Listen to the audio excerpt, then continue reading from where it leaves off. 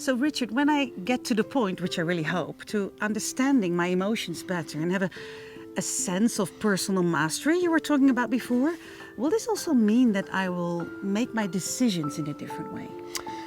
Well, the example you gave where you got upset by your children by a colleague, the reason you got upset because it was subconscious belief-based decision making. Wow. Yeah, it sounds like a mouthful, but you basically, something happened and you reacted, and from a subconscious level. What I explained to you about personal mastery was you then move from subconscious belief-based decision making to conscious belief-based decision making. So you actually don't react, you have insert a pause and you reflect before, and so you respond rather than react. So that's the shift from subconscious to conscious belief-based decision making. Yeah, it's a natural growth actually. Right. Yeah. And so we want to get out of all of this reactive stuff, you know? Right. And we want to move to conscious belief-based decision making. Right. Well, if you think about conscious belief decision making, looking also at the world and the people around you, how can people benefit from this course? Well, because there's more modes of decision making. Right. So first, it's instinct. It's the body's reaction. You can't control it. Then come the subconscious beliefs, which we talked about. Then the conscious beliefs. But you see, what has happened is that things used to. Well, let me put it this way. Belief-based decision-making is based on information from the past, which you're projecting into the present and the future. Well, everything's changing so rapidly these days. It is. That belief-based decision-making doesn't work. You need a higher mode of decision-making. Values-based decision-making is the way to go because it anchors you to what is important in your heart.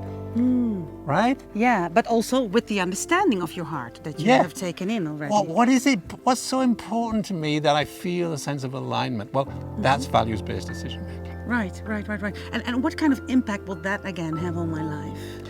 Well, moving from belief-based decision making to values-based decision making is something I recommend for everyone, and even we should teach our children how to do that. So what's the benefit is that you understand what is important to you, and you make decisions based on what is important to you, not just reacting or based on information from the past. So that's really important to feel this sense of alignment with who you really are. Yeah. And then finally, what are the final levels, or are there more levels to that Sure. decision making? There are 6 modes of decision making. We talked about instinct, subconscious beliefs, conscious beliefs, values. Then come 2 more. And we could call them intuition. Yes. You've had an intuitive moment. Yes. And then inspiration. Inspiration. Yeah. And This is the voice of your soul. Yeah. As I can see you speaking about that last one, it does create more space and happiness in your life. Yeah. So, inspiration-based decision making, you can't control it. It's just where you are in your stages of development. As you move up the stages of development, as you move up the levels of consciousness, you move into that mode of decision making all of the time. I think this is something that should be the base of our lives, actually. I agree. Yeah. That's why I made a course about it.